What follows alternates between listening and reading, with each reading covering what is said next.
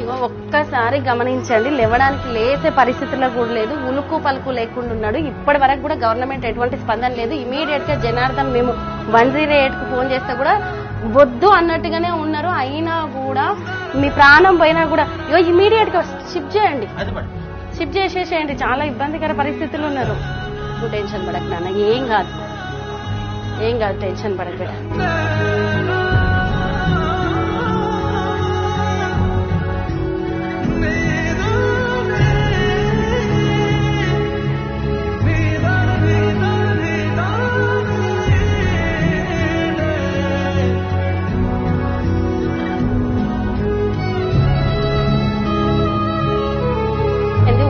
లేదు, మాట లేదు, ఒక రెస్పాన్సిబిలిటీ లేదు. మీరు ఇన్ఫార్మ్ చేయాలి కదండి.